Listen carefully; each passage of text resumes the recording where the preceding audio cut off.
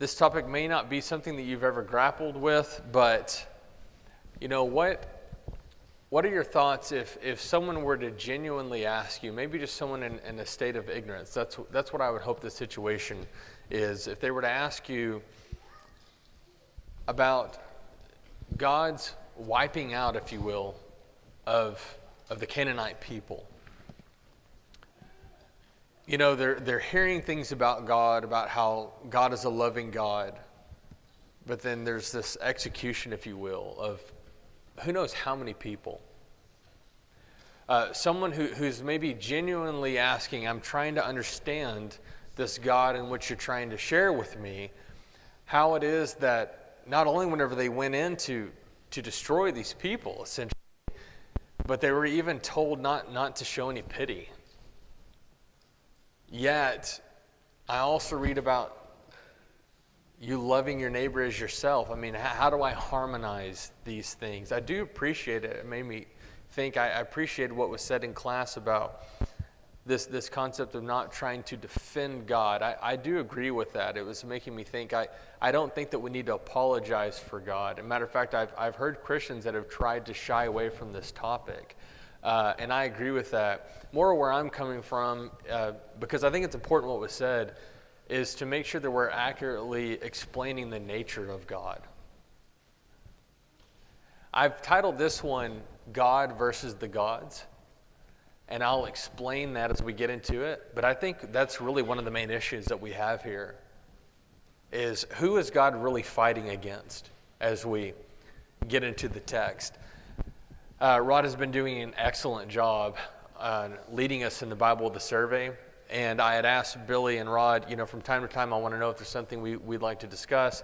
And throughout this idea of maybe just to supplement, because imagine trying to teach and cover Joshua in a class. And so every now and then we may just do some of these sermons to supplement this. Let's get into the text. Before we jump into God's command of wiping out the Canaanite people, and they did. They totally did, and that was the instruction. I think there's some passages that we need to keep in mind. Again, if you're really wanting to know God, and if you're talking about, don't we do this in life? If we're talking about a person and we're basically wanting to know their character, I don't want you to give someone a snapshot of my life. I want them to see the totality of who I am. And some of that, now of course humans, isn't going to look good, but I want to see in totality what that looks like. So here's God. This is all the way back with Abram. The Lord said to Abram, know for certain that your offspring will be sojourners in a land that is not theirs and will be servants there, and they will be afflicted for 400 years. But I will bring judgment on the nation that they serve, and afterward they shall come out with great possessions. As for you, you shall go to your fathers in peace. You shall be buried in a good old age, and they shall come back here in the fourth generation, for the iniquity of the Amorites is not yet complete. Now, Rod referenced this, but again, when you're doing a survey, we can't spend a lot of time on this. But we need to be mindful of something. That is a significant passage. And what we're learning there is that before we just jump into Joshua and his people crossing over to the Jordan and then going to war, God had waited 400 years. Why? Because God has a lot of irons in the fire that you and I don't know about, and quite frankly, he doesn't have to go into explanation about all of them. But he had a people that he was being patient. You just very quickly remember this. Before they went in, God had been waiting literally centuries for a people before he disciplined and punished them. He's a patient God. Something to be reminded of. He instructed his people, you shall not wrong a sojourner or oppress him, for you were sojourners in the land of Egypt. You shall not mistreat any widow or fatherless child. If you do mistreat them, and feel and hear the power, the force behind this. If you mistreat them and they cry out to me, I will surely hear their cry, and my wrath will burn, and I will kill you with the sword. And your wives shall become widows, and your children fatherless. Well, God hated other races. So here's the thing. That's just an ignorant statement, and hopefully a statement that you can correct. Matter of fact, in Leviticus, When he talks about the sojourners, he says, I want you to love them as you love yourself. Does that sound unique? I want you to care for these people. And I believe he turns his attention to Israel, but that's true. If a sojourner came in and you mistreated a widow or an orphan who was a sojourner, God says, I'm going to hear this and I will visit you. So what I'm saying is that not only is he loving and is he kind towards those that were not part of his people, but he's also consistent. They could not attack Edom or Moab or Ammon. These are passages that we brush over. Why? Because God says, because the descendants, Esau and Lot, I made promises to them and I've given them land and I've blessed through certain people and areas. Don't touch them. And so I just simply want to remind us very quickly before we get into the text that when we're talking about God and his nature, you cannot be intellectually honest and ignore these passages, okay? Now let's get into it. I'm sorry. This last one there, I forgot. So kind of interesting, and this is why it's good going back over these accounts because there's so many things you forget very quickly. I won't read this passage for time's sake. But Deuteronomy chapter 20, God actually instructs Israel that if there are nations that are living further out, do not just immediately go to war to them. If you're approaching them, you want to make peace with them. And then what ends up happening in our text following that is how God wants to deal with the people, with the nations directly close to Israel that were living in what we call the promised land. And here we go. This is all the way back now, starting in Exodus chapter 23, beginning in verse 23. And I want you to be patient. I emailed you all these passages, but there are some passages that I want to read with you because we need it to leave an impression with us. Okay. He instructed them, when my angel goes before you and brings you to the Amorites and the Hittites and the Perizzites and the Canaanites and the Hivites and the Jebusites, as Rod just said, just put an ites in at the end of it and you pretty much got it. And I blocked them out. You shall not bow down to their gods nor serve them, nor do as they do. But you shall utterly overthrow them and break their pillars in pieces. You shall serve the Lord your God, and he will bless your bread and your water, and I will take sickness away from among you. None shall miscarry or be barren in your land. I will fulfill the number of your days. I will send my terror before you and will throw into confusion all the people against whom you shall come, and I will make all your enemies turn their backs to you. And I will send hornets before you, which shall drive out the Hivites, the Canaanites, the Hittites from before you. I will not drive them out from before you in 1 year, lest the land become desolate and the wild beasts multiply against you. Little by little I will drive them out from before you until you have increased and possessed the land. And I will set your border from the Red Sea to the Sea of the Philistines, and from the wilderness to the Euphrates. For I will give the inhabitants of the land into your hand, and you shall drive them out before you. You shall make no covenant with them and their gods. They shall not dwell in your land, lest they make you sin against me. For if you serve their gods, I will surely be a snare to you.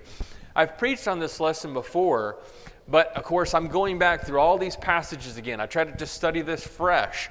It's good for all of us to do that. But one thing that stood out to me now this time is that what you'll see at the beginning and the end of some of these passages is we immediately want to go, yeah, but what did these people do? But first of all, hear this. He is the God, and there are no other gods before him. This is God against the gods. And it's super significant because this theme, brethren, and I know you've thought about this before, but this is a significant theme that runs through the entire Bible, through the New Testament. God against the gods. So first of all, why is there an issue? Because God's saying, you're mine. I have blessed you. I have taken care of you, and I will continue to do so. And would you go to another God that has not delivered you? Would you go to another God that has not cared for you? And someone to say, well, that kind of sounds like a jealous God. Yes. In fact, in another one of these passages, he inserts that in there and he says, "For I am a jealous God." And we say, well, I don't like how that sounds. Let's illustrate it this way. Brothers, you find out that your wife is flirting with another man and acting like he's the husband. Now, let me ask the other brothers, if you saw that he found out that his wife was doing that and his reaction was, I don't want to seem jealous. You would say, he doesn't want his wife. He doesn't love his wife. She must not mean it. Is God jealous? Yes, because we are his. And before we start criticizing him, we need to take a look at our own lives and use some intellectual honesty on this one. But also, as we're going to get in, you're going to notice that they will end up being a snare to his people. Let's continue on. Leviticus 18, do not make yourselves unclean by any of these things. Now I want you to hold on, because what I'm doing is I'm just throwing you in the midst of a context on purpose.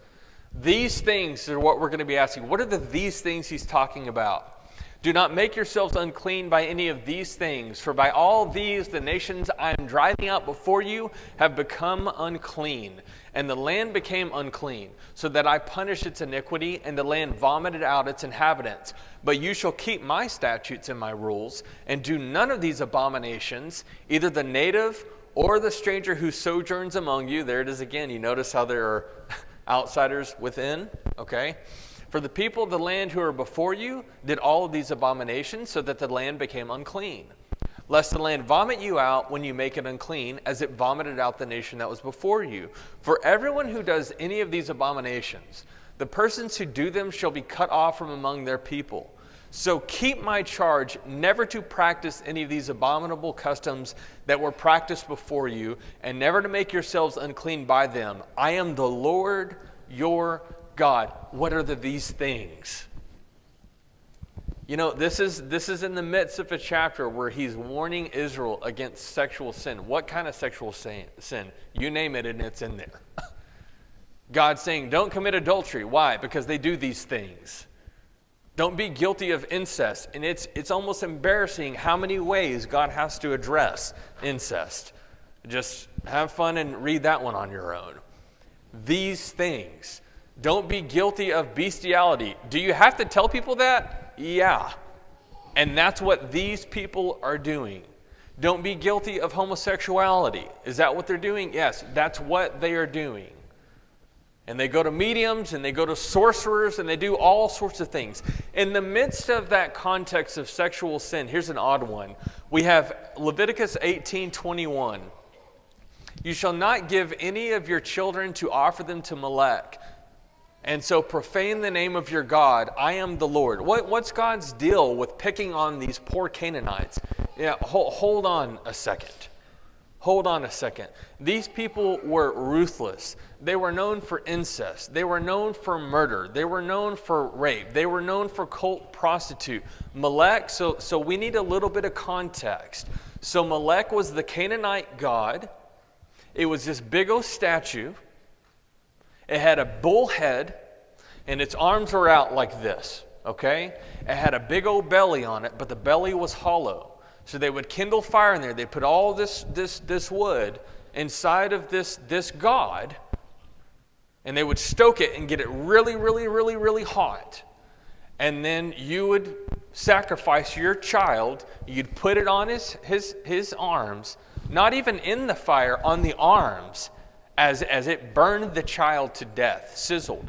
And so what the people would do, and they write about this. And so the villagers would begin to bang on the drums and play music, so that way the mother and father didn't have to hear their child being burnt to death.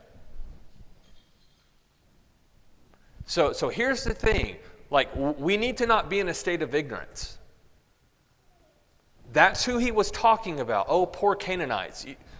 What I'm trying to say this politely, you need to do your research and know what you're talking about.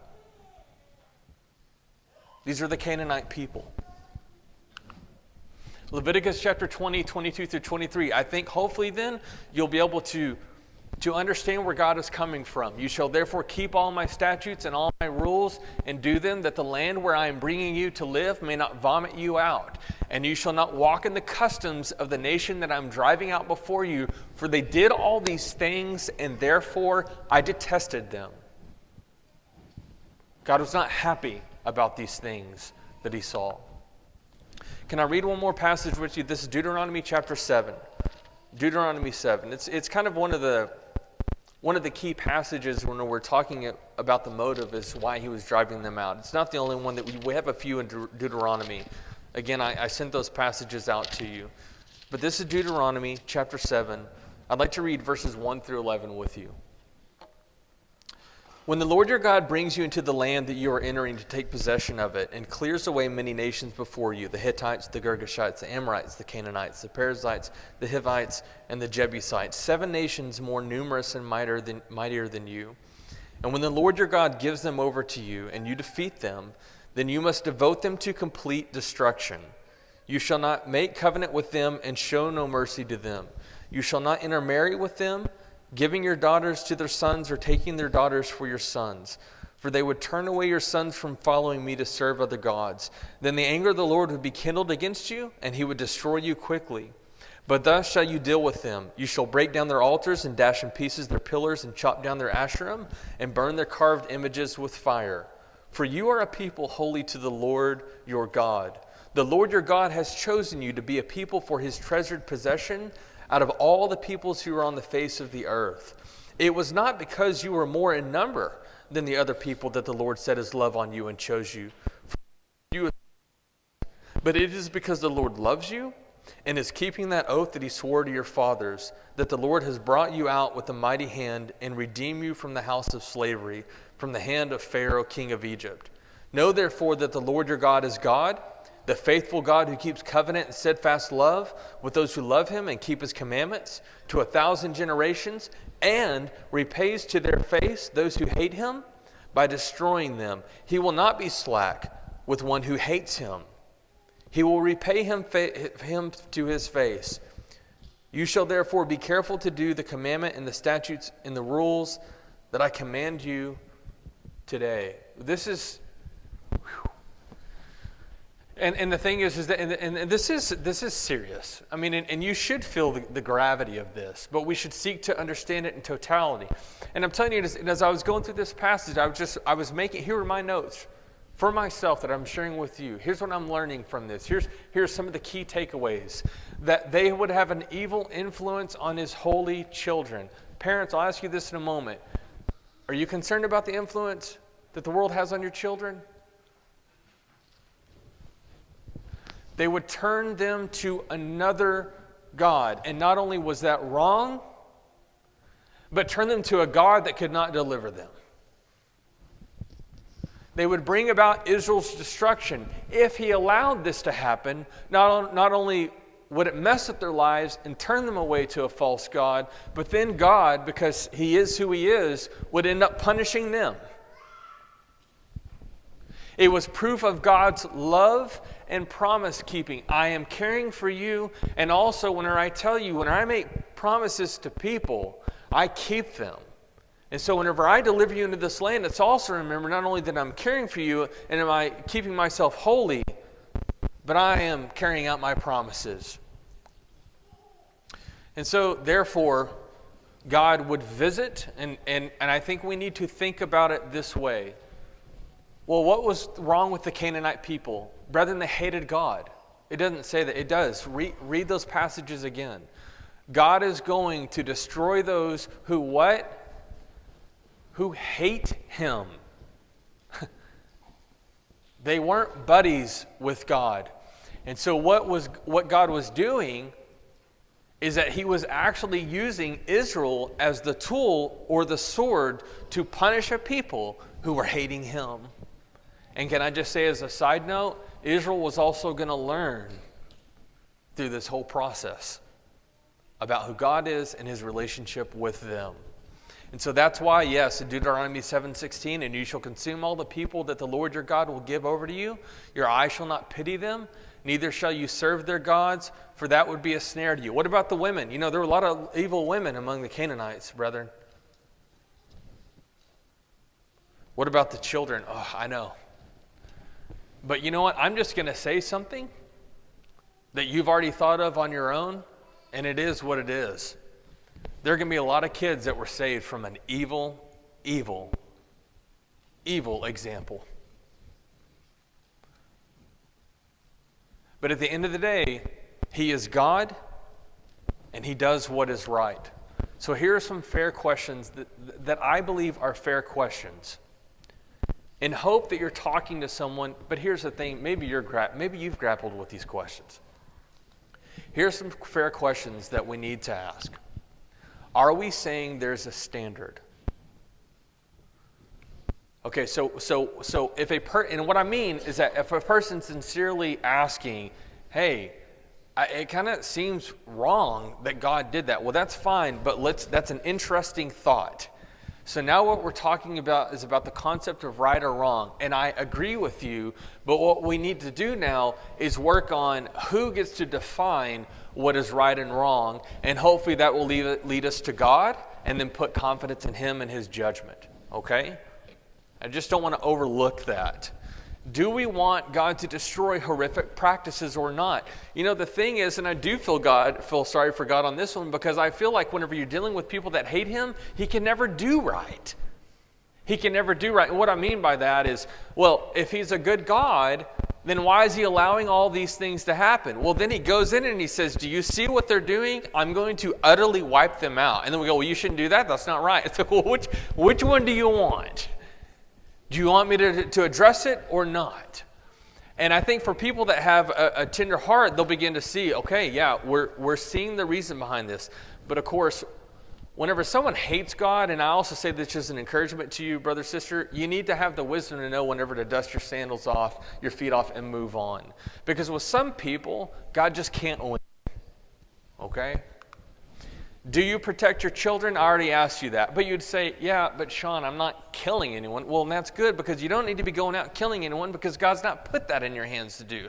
But you know what He has done? He's put a sword in the hands of the governing authorities. And they execute judgment. Now, I'm also not naive. There are many people who do not believe in our God and who say, right, and I don't agree with that. And that's fair. And we'll continue to have a conversation. But there are many people who do not believe in God, yet do support the idea of execution by the governing authorities. And so again, we're just trying to reason with one another on this. Do we recognize His patience again and again? God didn't immediately destroy the world. He gave it time. Noah was just working on that ark for a few years. You could look at Egypt. Look at that. He just went in and he hit them. It's just ruthless. Plague after plague after plague. It's an interesting way to look at it. I tend to go, and He gave you a chance, and another chance, and another chance, and 10 plagues, and you're still chasing His people. That's pretty stubborn. Ever heard of Nineveh? And then, the thing is, you just look at your own life, and you go, at least with me, like me knowing me better than you know me, I promise you this, there are times in my life that if God would have struck me down dead, He'd have been a good God. But He's merciful. Whenever God is executing this kind of punishment on people, brethren, there's been something building, and it's what we call righteous indignation. Did God not warn that He'd punish His own people? And did He not do so? So here's the interesting thing. He told Israel that if you break faith and trust in me, what I do to the other nations, I will totally do to you. And the thing is, He did it. And only a remnant remained. Here's another question. Do we not recognize that God will ultimately punish all people? Now, I get it. He was dealing with people in a very specific way for a time being. But sometimes we become divorced from a reality that we think that he's no longer a God of punishment. And to me, the only thing that has really changed is that it's physical in nature right now. You used to see it physical. But God is telling you, oh, no. I'm still going to punish. But it will be eternal. And so the reality is there's not been a change in God. You know, there's so many things that I don't have answers to. But what I do know is this, that every day that we wake up and we breathe, God is giving people an opportunity to repent. He's not given more time so he can get more and more number of people to punish in hell. He's given more and more time for people to see his goodness and to come to him. And that's a pretty awesome God to me. It's a pretty loving God to me. Now, here's the one. You want to talk about killing. So God, John 3:16, gave his only begotten Son that whoever believes in him shall not perish but have eternal life. And we're like, why did God kill the Canaanites? And can you imagine if God turns around and said, so I came to you myself, and you want to talk about killing? You killed me. You killed me. Now you want to talk about evil? God said it was in the state of mankind in general that you were enemies of me, that you were evildoers, that you are haters of me. And it was in that state that I came to you because I so loved you. You know, I think that really, and here's what saddens me today, is that we're sitting here going, why all the evil in the world? If there's a good God, then why was my nephew shot at the ATM last night just trying to get some money? And I'm sitting here going, why aren't we saying, hey, why are you shooting people? Why does rape happen? Why are you raping people? Why does he allow someone to enter my bank account? Why did you steal all of their money? Because see, the scarier thing is not facing God, it's facing ourselves and our evil. And so what we do is we just project it and we deflect it and we say, look over there. And I really think that this is our issue. God has right, he has power, he has authority, and he's good, and we do not. And we are not. So I just wanted to end with this. It's kind of a powerful passage back in Deuteronomy chapter 9. Deuteronomy chapter 9, 4 and 5. Do not say in your heart, after the Lord your God has thrust them out before you, it is because of our righteousness that the Lord has brought me in to possess this land. Whereas it is because of the wickedness of these nations that the Lord is driving them out before you. Not because of your righteousness or the uprightness of your heart are you going in to possess their land, but because of the wickedness of these nations, the Lord your God is driving them out before you, and that he may confirm the word that the Lord swore to your fathers, to Abraham, to Isaac, and to Jacob. And you know, as soon as I was reading over this passage again, I immediately thought of Titus chapter 3. Titus chapter 3.